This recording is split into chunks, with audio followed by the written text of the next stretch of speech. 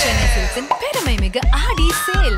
எல்லாமே நல்லா இருக்கும், எல்லாருக்கும் பிடிக்கும். The சென்னை சில்க்ஸின் தரமான ஆடி, பெருமை மிகு ஆடி. இப்பொழுது புத்தம் புது பொலிவுடன் புது ரகங்களுடன் தி சென்னை சில்க்ஸ் தூத்துக்குடியில் ஜூலை 12 முதல் கோலாகல ஆரம்பம். நான் வெளிப்படையா பேசுறேன். எங்க அப்பா வந்து கடைசி வரைக்கும் சாகர வரைக்கும் வைரமுத்து சார் மேல கோவத்துல இருந்தார்.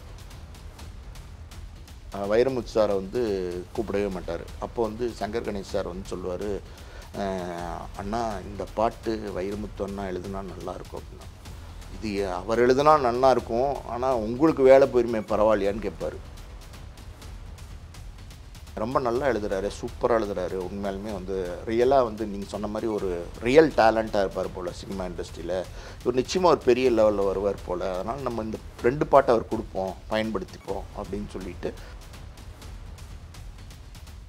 பேரை வந்து மாற்றணும் வைரமுத்துன்னு. அதனால் வந்து பதட்டமாக, என்ன சார் என்ன கவிஞர் என்ன வந்திருக்கீங்க அப்படின்னா, ஒன்றும் இல்லை சார், ஒரு சின்ன ஆப்ளிகேஷன் இந்த மாதிரி பேர் மாற்றணும். போய் சொல்லிக்கோங்க, கம்பெனியில் போய் சொல்லி மாற்றிக்குங்க, என்ன பேர் போடணும் போட்டுக்குங்க அப்படின்னு சொல்லி. இல்லை சார் உங்கள் லெட்ரு வேணுங்கிறாங்க, கையெழுத்து போட்டு வேணுங்கிறாங்க அப்படின்னோடனே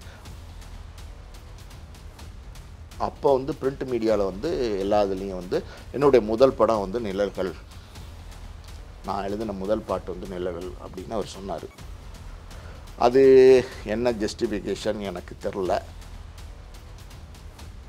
வைரமுத்து சாரை முதல்ல இன்ட்ரடியூஸ் பண்ணி இந்த படத்துக்கு பாட்டு எழுதுங்கன்னு சொன்னதுக்கு சிபாரிசு பண்ணது இளையராஜா சார் தான். ஃபஸ்ட்டு சாங்கு சூளத்துக்கு தான் ரெக்கார்ட் ஆச்சு. 2 சாங் ஒரே நாளில் அவர் இந்த பாட்டத்துக்கு தான் பாட்டு எழுதினார். அந்த படத்துக்கு தான் ரெமுனரேஷன் ஃபஸ்ட்டு வாங்கிட்டு போனார்.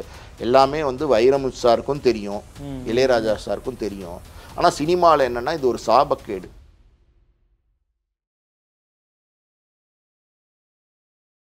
சார் நடுவில் நீங்கள் பேசும்போது இந்த சூளம் படம் பற்றி சொன்னீங்க. ஆமாம், ஆக்சுவலாக வைரமுத்து அவர்கள் அறிமுகமான முதல் படம் அதுதானே. ஆனால் நிழல்கள் படத்தை தான் அவர் மென்ஷன் பண்ணுறாரு நிறைய இடங்கள்ல. என்ன காரணம் சார்? இதெல்லாம் வந்து எங்கள் அப்பா சொல்லி கேள்விப்பட்டிருக்கேன். நான் வெளிப்படையாக பேசுகிறேன். எங்கள் அப்பா வந்து கடைசி வரைக்கும் சாகர வரைக்கும் வைரமுத்து சார் மேலே கோவத்தில் இருந்தார். ஓகே, அது என்ன, நான் வந்து தீர்ப்பல் திருத்தப்படலாம், தண்டிக்கப்பட்ட நியாயங்கள், பௌர்ணமி அலைகள் எல்லாம் படங்கள்லாம் எடுக்கும்போது அப்போ வந்து சங்கர் கணேஷ் சார் தான் அதுக்கெல்லாம் மியூசிக்கு அந்த காலகட்டத்தில். அப்போ அவங்கெல்லாம் ஆஃபீஸ்க்கே வருவாங்க, ஹார்மோனியம் எல்லாம் எடுத்துக்கிட்டு தபையெல்லாம் எடுத்துக்கிட்டு ஒரு 4-5 பேர் ஆஃபீஸ்க்கே வருவாங்க. காலையில் டிஃபன் சாப்பிடுவாங்க, நைட் வரைக்கும் கம்போஸ் பண்ணிட்டு போவாங்க. அந்த காலகட்டத்தில் அப்படி தான் இருப்பாங்க. கவிஞர்களை கூப்பிடுவாங்க. கவிஞர்களை கூப்பிடும்போது கவிஞர்கள் வந்து ஆஃபீஸ்க்கே வருவாங்க. புலமைப்பித்தன் ஐயா, வயலில் முத்துலிங்கம் ஐயா எல்லாம் ஆஃபீஸ்க்கே வருவாங்க. என்ன டியூனுன்னு கேட்டுட்டு போய் எழுதி கொடுத்துட்டு வருவாங்க. அந்த மாதிரி பண்ணுவாங்க அந்த காலத்தில். அந்த பீரியடில் அப்படி இருந்துச்சு. அப்போ இருந்தபோது என்னாச்சுன்னா, அப்பா வந்து வைரமுத்து சாரை கூப்பிடவே மாட்டார். நான் ஓப்பனாக சொல்கிறேன் எல்லாமே. வைரமுத்து சார் யாரையும் ஹட் பண்ணணுன்றதுக்காண்டியில் நடந்த விஷயங்கள், நடந்த உண்மை. வைரமுத்து சாரை வந்து கூப்பிடவே மாட்டார். அப்போ வந்து சங்கர் கணேஷ் சார் வந்து சொல்லுவார், அண்ணா இந்த பாட்டு வைரமுத்து அண்ணா எழுதுனா நல்லாயிருக்கும் அப்படின்னா. இது அவர் எழுதுனா நல்லாயிருக்கும், ஆனால் உங்களுக்கு வேலை போயிருமே பரவாயில்லையான்னு கேட்பார். ஓகே, நான் சின்ன வயசு ஒரு 12 வயசுன்னு வச்சுக்கோங்களேன். அப்போ கம்போசிங்லாம் எனக்கு சினிமா இன்ட்ரெஸ்ட்னால என்னை கூப்பிடுவார். நான் பக்கத்தில் உட்காந்துருப்பேன். அப்போ வந்து இதெல்லாம் பார்த்துக்கிட்டே இருந்துட்டு எனக்கு அப்போ அவ்வளோ நாலேஜ் கிடையாதுன்னு வச்சுக்கோங்க. அப்போ நான் எங்கள் அப்பாட்ட யதார்த்தமாக கேட்பேன், பெரிய கவிஞர், அவரை வந்து நீங்கள் ஏன் அவாய்ட் பண்ணுறீங்க? அவங்கெல்லாம் போடலாங்கிறாங்க. இந்த பாட்டுக்கு டேடி வைரமுத்து சார் எழுதினார்னா ரொம்ப நல்லாயிருக்கும், அவர் பிரமாதமாக அப்போ பாட்டுக்கள்லாம் பிச்சு உதறாரு அவர். என்னென்னமோ பாட்டுக்கள் இளையராஜா மியூசிக்கில் வைரமுத்து சார் பீக்கில் இருக்கார். கண்ணதாசன் சாருக்கு அப்புறம் வைரமுத்து சார் பீக்கில் வந்துட்டார் இல்லையா? அப்போ வந்து நான் கேட்பேன், இந்த பாட்டுக்கு நம்ம எழுத சொன்னால் உண்மையாலுமே நல்லாயிருக்கும், ஏன் வந்து நீங்கள் ஒத்துக்க மாட்டேங்கிறீங்க, ஒரு செக்டாரோடையே ட்ராவல் பண்ணிகிட்டு இருக்கிறீங்க அப்படின்னு நான் கேட்பேன் நான். அப்போ வந்து அப்பா சொல்லுவார், இல்லை அதுக்கெல்லாம் ஒரு காரணம் இருக்குது அப்படின்னு சொல்லுவார். நான் ரொம்ப டீட்டெயிலாக சொல்ல மாட்டார். விடு பார்த்துக்கலாம் அப்படின்ற மாதிரி என்கிட்ட சொல்லுவார். அப்புறம் நான் கொஞ்சம் மெச்சூர்டு ஏஜ் வந்து காலேஜெல்லாம் படித்து முடித்ததுக்கப்புறம் ஒரு 25-26 வயசு இருக்கும்போது நான் நிஜமாகவே கேட்டேன் அப்பாட்ட, சார் டேடி வைரமுத்து வந்து பெரிய கவிஞர், அவர் நம்ம படம் சூளம் படத்தில் 2 பாட்டு எழுதியிருக்காரு உங்களுக்கு. அப்படி இருக்கும்போது நீங்கள் ஏன் அவரை வந்து அதுக்கப்புறம் பயன்படுத்த மாட்டேங்கிறீங்க, ஏன் அவர் வந்து ரெஃப்யூஸ் பண்ணுறீங்க, அவர் வந்து ஆப்பர்ச்சுனிட்டி கொடுக்க மாட்டேங்கிறீங்க அப்படின்னு நம்ம கேட்கும்போது அப்பா சொன்னார், இல்லை உனக்கு சில விஷயங்கள் தெரியாது அப்படின்னாரு. இல்லை தெரியாதுன்னு நீங்கள் சொல்கிறது வந்து உங்களோடே அது வந்து மறைஞ்சு போகிறதோட என்கிட்ட சொல்லுங்களேன், நான் தெரிஞ்சுக்கிறேன் அப்படின்னு சொல்லி கேட்கும்போது அப்போ ஒரு நாள் சொன்னார். அப்புறம் என்ன சொன்னார் அப்படின்னா, விஜயா லாட்ஜ்னு ஒன்று இருந்துச்சு. ஓகே. இப்பயும் இருக்குது. அந்த பில்டிங்லாம் இடிச்சிட்டாங்க. அந்த இடம் இருக்குது. பாலாஜி நகரில் ராயப்பேட்டாவில் இருக்குது அந்த விஜயா லாட்ஜ். ஓகே. அதில் தான் நம்ம ஆஸ்கார் மூவிஸோட ஆஃபீஸ் சூளம்லாம் படம் எடுக்கும்போது அதில் ஒரு சின்ன ரூமு தான், அட்டாச் பாத்ரூமோட ஒரு லாட்ஜ் ரூம் தான் அதில் வந்து அந்த லாட்ஜில் வந்து எடுத்து வச்சுருந்தார் ஆஃபீஸாக. அதில் வந்து சூளம் படத்துக்கு வந்து இளையராஜா சார் வந்து மியூசிக்கு. அப்போ இளையராஜா சார் நான் சொன்னேன்ல இந்த கம்போசிங்க்கு எல்லோரும் வருவாங்கன்னு, அந்த பீரியடில் அப்படி தான் இருந்துச்சு. அவங்க ப்ரொடியூசரோட ஆஃபீஸ்க்கு வந்து கம்போசிங்க்கு போவாங்க. இப்போ தான் நியூசிலாண்டில் போகிறாங்க, சுவிட்சர்லாண்டில் போகிறாங்க, அங்கே எங்கேயோ துபாயில் போகிறாங்க, எங்கெங்கேயோ ஆஸ்திரேலியா போகிறாங்க. அதெல்லாம் வந்து அப்போ கிடையாது. அப்போ இளையராஜா சார் வந்து அப்போ தான் வந்து ரொம்ப பாப்புலராக வந்துக்கிட்டு இருக்கிற ஒரு காலகட்டம். அப்போ வந்து பைரவி படத்தில் இளையராஜா சாருக்கும் அப்பாவுக்கும் நல்ல ஒரு புரிதலும் நட்பு இருந்துச்சு. அதனால் இளையராஜா சாரை வந்து அடுத்த படத்துக்கு ஆப்வியஸ்லி போடுவாங்கள்ல. நம்ம சொந்த படம் எடுக்கிறோம், ப்ரொடியூசர் டைரக்டராக பண்ணுறோம், நம்ம ஆல்ரெடி அறிமுகமான ஒர்க் பண்ண டைரக்டர், அவர் பாப்புலராகவும் இருக்கார். அவரை போய் கமிட் பண்ணும்போது அவர் வந்து கம்போசிங்க்கு விஜயலாஜிக்கு வந்து கம்போசிங் பண்ணுறாரு. கம்போசிங் பண்ணும்போது பார்த்திங்கன்னா ஒரு 2 பாட்டு வந்து அதில் வந்து கவிஞர் கண்ணதாசன் ஐயா எழுதுகிறாங்க. ஓகே. 2 பாட்டு. அதில் 2 பாட்டு எழுதினோடனே 3வது ஒரு டியூன் போடும்போது அப்பா சொல்கிறாரு, இதில் வந்து யாரை போடலாம், புலவரை போடலாமா, புலமைப்பித்தன் ஐயா அவர்கள் போடலாமா, இல்லை முத்துலிம் ஐயா அவர்களை போடலாமா அப்படின்னு ஏதோ ஒரு டிஸ்கஷன் நடக்கும்போது, இல்லை கவிஞர் கண்ணதாசன் ஐயாவே எழுத சொல்லலாமா அப்படிங்கிற மாதிரி சொல்லும்போது, சார் எனக்கு ஒரு பையன், அவர் சொன்னது, பையன் வந்து தெரியும் பச்சைபாஸ் காலேஜில் ப்ரொஃபஸராக இருக்கார் போல், ஒர்க் பண்ணுறார் போல், லெக்சரர் ஒர்க் பண்ணுறார் போல். அவர் வந்து என்கிட்ட பாட்டெல்லாம் கொஞ்சம் கொடுத்துருந்தாரு, ரொம்ப நல்லா எழுதியிருக்காரு, லிரிக்ஸ்லாம் நல்லா எழுதுறாரு. அவர் பேர் வந்து அப்போ வைரமுத்துலாம் கிடையாது, சின்னசாமியும். எனக்கு இயர் பேர் என்னன்னு தெரில அவரோடது. சின்னசாமியோ சின்ன ராஜா நம்ம வரும்னு வச்சுக்கோங்களேன். அந்த மாதிரி அவரோட பேர் வந்து இந்த மாதிரி இருக்குது. நீங்கள் வந்து ஒரு கேட்டு பாருங்களேன், உங்களுக்கு ஒரு வேலை பிடிச்சிருந்தா நம்ம அவரை யூஸ் பண்ணிக்கலாம். ஆனால் நல்ல டேலண்ட் இருக்குது, சினிமாவில் நம்ம இன்ட்ரடியூஸ் பண்ணோம்னா நம்ம பெரிய லெவலில் அவர் வருவாருங்கிற மாதிரி எனக்கு தோணுது ஆஸ் அ மியூசிக் டைரக்டர் அப்படின்னு சொன்னோன்னே, அப்போ சரி வர சொல்லுங்கள் அப்படின்னா, அது விஜயலாஜுக்கு அடுத்த நாள் ஈவினிங் கம்போசிங்க்கு அவர் வராரு. அப்போ வந்து ஜூலி அப்படிங்கிற ஒரு பாட்டும், ஜூலி பூனக்கண்ணி ஜூலின்னு ஒரு பாட்டு வரும் அதில். அப்புறம் சூளம்னு ஒரு பாட்டு வரும், அந்த டைட்டில் வச்சு ஒரு பாட்டு வரும். தன்மானம் காக்கும் எங்கள் சூளம்னு ஒரு பாட்டு எழுதியிருப்பார். வைரமுத்து சார் வந்து பார்த்திங்கன்னா அந்த பாட்டு எழுதும்போது அவர் எழுதி கொடுத்த அந்த லிரிக்ஸ் எல்லாம் ரொம்ப பிடிச்சி போச்சு அப்பாவுக்கு. பிடிச்சி போனோன்னே ரொம்ப நல்லா எழுதுறாரு, சூப்பராக எழுதுறாரு. உண்மையாலுமே வந்து ரியலாக வந்து நீங்கள் சொன்ன மாதிரி ஒரு ரியல் டேலண்ட்டாக இருப்பார் போல் சினிமா இண்டஸ்ட்ரியில். இவர் நிச்சயமாக ஒரு பெரிய லெவலில் வருவார் போல். அதனால் நம்ம இந்த 2 பாட்டை அவர் கொடுப்போம், பயன்படுத்திப்போம் அப்படின்னு சொல்லிட்டு 2 பாட்டை அப்போ வைரமுத்து சாருக்கு கொடுக்குறோம். முதல் படம் சூளம் தான். ஆமாம், சூளம் தான் முதல் படம். அது வந்து வைரமுத்து சார் கொடுக்குறோம். 2 பாட்டு அவர் எழுதுறாரு. இளையராஜா சார் மியூசிக்கில். எங்கே ரெக்கார்டிங் நடந்துச்சுன்னு எனக்கு கரெக்டாக தெரில, ஏபிஎம்லையா பிரசாத்லையான்னு தெரில. 2 ஸ்டுடியோ தான் இப்போ ரெக்கார்டிங் தேட்டரில் பாப்புலராக இருந்துச்சு. அப்போ அந்த ஸ்டுடியோவில் ரெக்கார்டிங் நடக்குது. ரெக்கார்டிங் நடக்கும்போது காலையில் ஒரு பாட்டு, சூளம்ங்கிற ஒரு பாட்டு வைரமுத்து சார் எழுதின முதல் பாட்டு. அது வந்து ரெக்கார்டிங் ஆகுது காலை செஷன்ஸில். அப்போல்லாம் பார்த்திங்கன்னா ஃபுல் ஆர்கெஸ்ட்ரா தான். இப்போ மாதிரி இந்த டிஜிட்டல்லாம் அப்போ கிடையாது. எல்லோரும் வந்து வாசிப்பாங்க. கிட்டத்தட்ட 100 பேர் 150 பேர் வருவாங்க. சாங்குக்கு தேவையான மாதிரி ஒரே நேரத்தில் வாசிப்பாங்க. 5 நிமிஷம் சாங்குனா 5 நிமிஷம் சாங்கு, சிங்கர்லேருந்து எல்லோரும் பாடணும். யாராவது தப்பு பண்ணிட்டா கூட அடுத்த டேக் போகிற மாதிரி ஆயிரும். சின்ன மிஸ்டேக் ஆனால் கூட அடுத்த டேக் போகிற மாதிரி ஆயிரும். அந்த மாதிரி ஒரு ஆர்கெஸ்ட்ரா ஃபுல்லாக வந்து அந்த பாட்டு ஃபஸ்ட்டு ரெக்கார்ட் ஆச்சு. மத்தியானமே இன்னொரு பாட்டு. இளையராஜா சார்லாம் பார்த்திங்கன்னா காலையில் ஒரு பாட்டு பண்ணுவார், மத்தியானம் இன்னொரு பாட்டு திருப்பி 9 மணிக்குள்ள பண்ணி முடிச்சுட்டு கிளம்பி போயிடுவார். டோட்டலாக அப்படி பாட்டு தான் அவர் அவ்வளோ படமும் பண்ணியிருக்காரு. அவ்வளோ ஸ்பீடாக அவ்வளோ இதாக பண்ணுவார் அவர். அப்போ ட்ரெண்டும் அப்படி தான் இருந்துச்சு. காலைல ஒரு பாட்டு பண்ணாங்கன்னா மத்தியானம் இன்னொரு பாட்டு பண்ணிடுவாங்க, வேஸ்ட் பண்ண மாட்டோம். நம்ம கம்பெனியில் இல்லை, வேறு கம்பெனிக்கு போயிடுவாங்க, இன்னொரு கம்பெனியில் பண்ணுவாங்க. அப்படி புக் பண்ணி வச்சுருக்கோம் சார் தேட்டரை, நீங்கள் காலையில் பண்ணுங்கள். ஒரு உதாரணத்துக்கு காலையில் பாலச்சந்தர் சார் பண்ணுறாங்கன்னா மத்தியானம் பாரதி ராஜா சார் பண்ணுவாங்க. அந்த மாதிரி டக்குன்னு வேறு பாட்டு போயிட்டே இருக்கும்.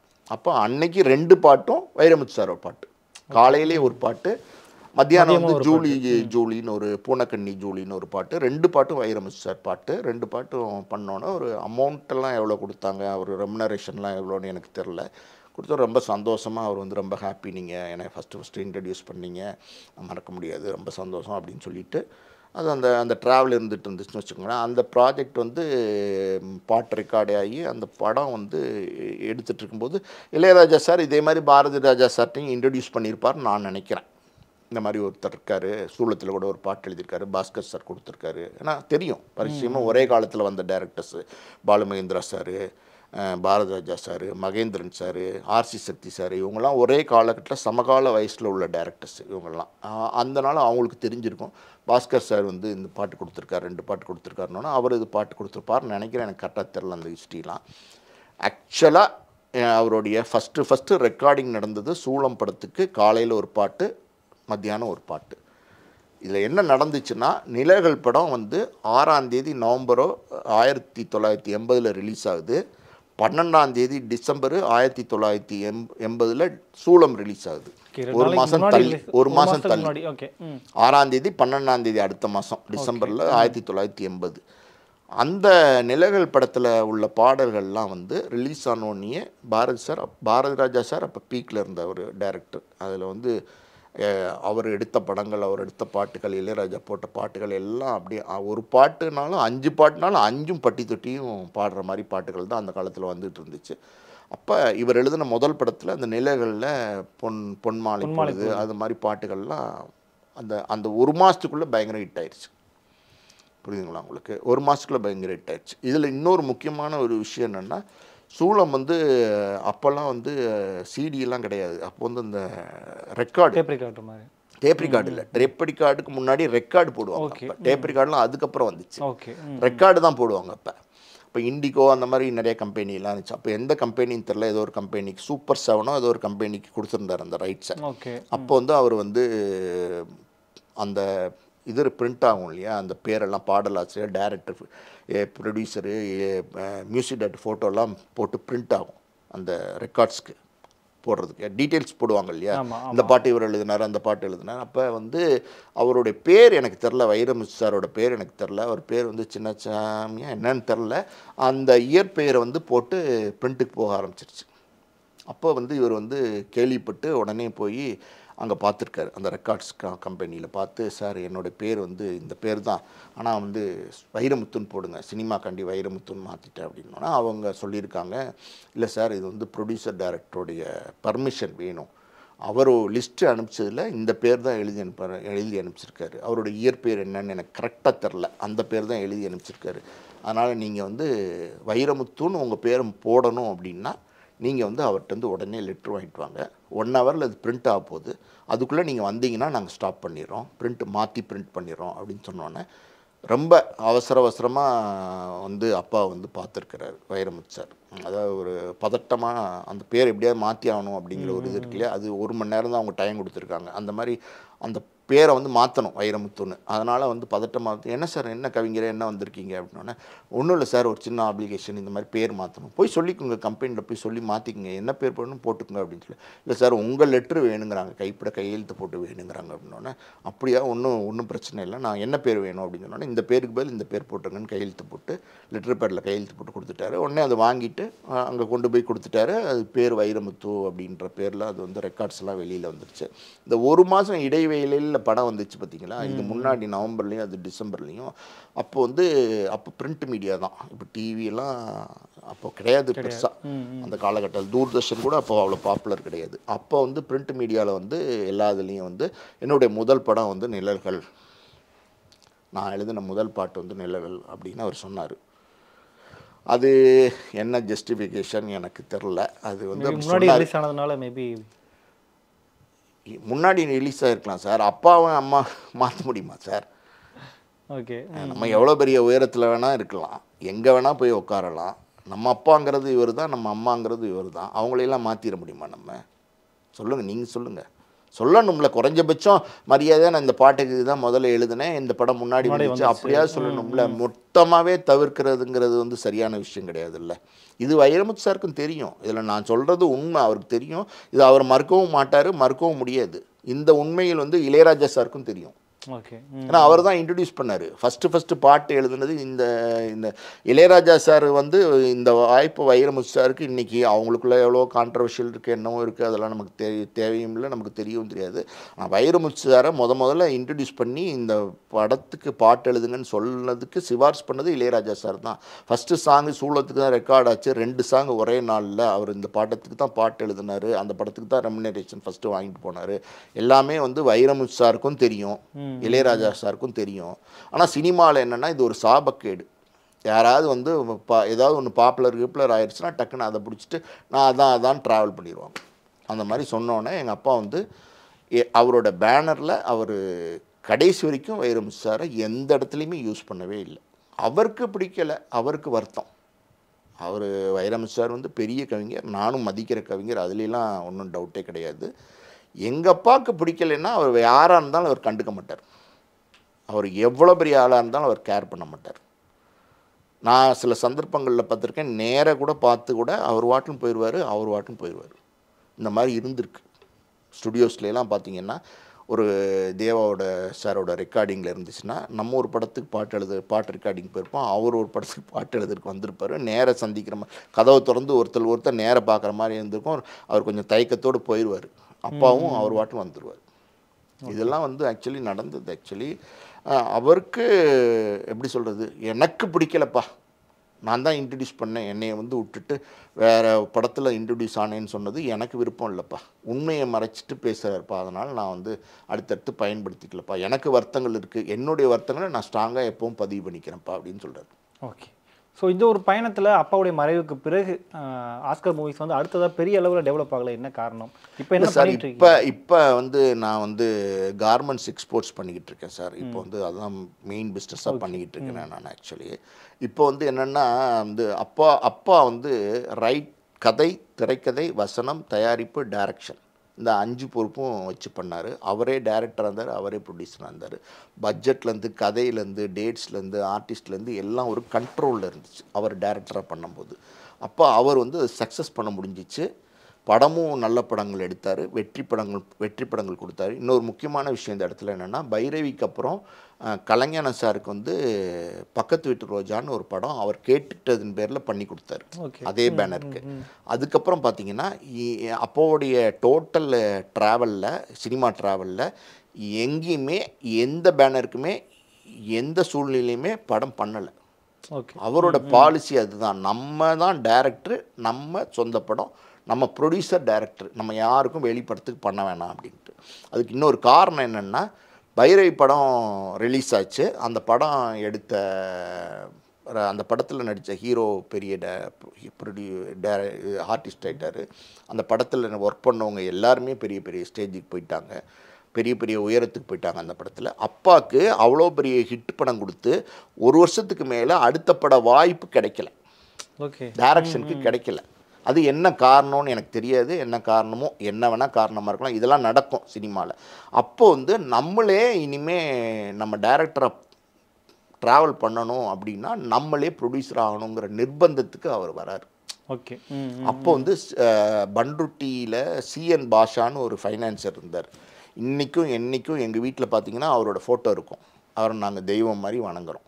அவர் தான் முதல்ல சார், நீங்கள் பைரவி பண்ண டைரக்டர், நீங்கள் அவ்வளோ பிரமாதமாக அந்த படம் பண்ணியிருந்தீங்க, ஏன் உங்களுக்கு அடுத்த படம் யாரும் கூப்பிட்டு கொடுக்கல, நான் உங்களுக்கு ஃபைனான்ஸ் பண்ணுறேன், நீங்கள் வந்து ப்ரொடியூஸ் பண்ணுங்கன்னு சொல்லி அவர் தான் சூளம் படத்தை தொடக்கி வச்சார் அந்த ஃபைனான்சர். அதன் மூலமாக அப்படியே ப்ரொடியூசர் ஆனதுனால அப்பாவுக்கு என்னென்னா, நமக்கு தேவை இருந்தபோது யாரும் நம்மளை கூப்பிடல. இப்போ நம்ம பாப்புலர் ஆகி பெரிய பெரிய படங்கள் வந்ததுக்கப்புறம் நம்மளை எல்லோரும் கூப்பிட்றாங்க, நம்ம எந்த படமும் பண்ண வேண்டாம் அப்படின்னு சொல்லி. வாழ்க்கைன்னு சிவாஜி கணேசன் சார் படம் வந்துச்சுல்ல, சித்ரா லட்சுமணன் சார் இப்போ கூட ஒரு பேட்டியில் கொடுத்துருந்தாரு. அந்த படம் ஏதோ ஒரு காரணம், சிவாஜி சார் படம் நம்ம பண்ணணும்னு ஒரு ப்ரெஷர் கொடுத்து அவங்க சொன்னோம்னா இப்போ அட்வான்ஸ் வாங்கினார். ஆனால் அந்த அட்வான்ஸையும் திருப்பி கொடுத்துட்டாரு. பணம் ரெஃப்யூஸ் பண்ணதுக்கு இதெல்லாம் தான் ஒரு காரணம். வேண்டாம், வெளி பேனர் வேண்டாம் அப்படிங்கிற மாதிரி நினச்சாரு. ஆனால் சிவாஜி சார் தான் எங்கள் அப்பா அம்மாவோட கல்யாணத்தை வந்து நடத்தி வச்சார். நிறைய வெளியில் வந்து சிவாஜி சார் படத்தையே பண்ண மாட்டேன்ட்டார், ரொம்ப திமிரானவர் அப்படி இப்படின்லாம் அந்த காலகட்டத்தில் பேசினாங்க. ஏன்னா அது பேப்பர்லாம் வந்துருச்சு, அந்த படம் வாழ்க்கையை அப்பா தான் டைரக்ட் பண்ணுறாங்கன்னு. அப்போ பேசினாங்க. அப்போ வந்து அதெல்லாம் உண்மை கிடையாது. ஆக்சுவலி எங்கள் அப்பா அம்மா கல்யாணத்தை 1969 சிவகங்கைக்கு வந்து கமலா அம்மாவும் சிவாஜி ஐயாவும் வந்து தான் நேராக தாலி எடுத்து கொடுத்து கல்யாணத்தை நடத்தி வச்சுட்டு அங்கே விருந்தெல்லாம் மத்தியான சாப்பாடெல்லாம் சாப்பிட்டுட்டு திருப்பி ஈவினிங் ஃப்ளைட்டு கிளம்பி போனாங்க. மதுரையிலேருந்து திருப்பி வரணும் சிவகங்கைக்கு. மதுரையில் ஃப்ளைட் இறங்கி இங்கே வந்து கல்யாணம் பண்ணி கொடுத்துட்டு போனாங்க. அந்த அளவுக்கு சிவாஜி ஐயா வந்து அப்பா மேலே பிரியமாக இருந்தாங்க. அதுக்கு நிறைய காரணங்கள் இருக்குது. சீது சார்ட்ட ஒர்க் பண்ணும்போது சிவாஜி ஐயாவோட நிறையா படங்கள் அப்பா ட்ராவல் பண்ணியிருக்காங்க அசிஸ்டன்ட் டைரக்டராக இருக்கும்போது. அதனால் அந்த பிரியத்தில் வந்தாங்க. அப்பாவுக்கு வந்து அவருடைய நடிப்பு மேலே அவருடைய அந்த பிரியங்கள் வந்து கடைசி வரைக்கும் இருந்துச்சு. Okay okay. அது பண்ணலை திமிர் பிடிச்சவர் அப்படின்லாம் சொன்னாங்க. அதெல்லாம் காரணமே கிடையாது. இந்த வெளிப்படம் நம்ம வந்து பண்ண வேண்டாம் அப்படிங்கிறது அவருக்கு ஒரு சின்ன நெருடலாக இருந்துச்சு. அது ஒரு பாலிசியாக வச்சுருந்தார். அதை விட்டு நம்ம ஸ்டெப் அவுட் பண்ணி போகணுமா அப்படிங்கிற மாதிரி யோசனையில் அதை வந்து வேண்டான்னாரு. அது ஒரு கௌரவமாக தான் வேணான்னு சொல்லிட்டார். அப்போட ஃப்ரெண்டு சிவி ராஜேந்திரன் அவர்கிட்ட கூப்பிட்டு நீங்கள் பண்ணிடுங்க அப்படின்னு சொல்லி அவர் சொல்லிட்டார். Okay okay okay sir. So ரொம்ப நன்றி ஒரு நேரம் உங்களுடைய அனுபவங்களை ஷேர் பண்ணிக்கிட்டது. திரும்பவும் நீங்கள் நிறைய படங்கள் பண்ணணும் அப்படின்னு எங்கள் சார்ந்த வாழ்த்துக்கள். ரொம்ப நன்றி சார். Thank you sir. நம்ம சென்னை சில்க்ஸின் பெருமை மிகு ஆடி சேல். தரமான ஆடி பெருமை மிகு ஆடி.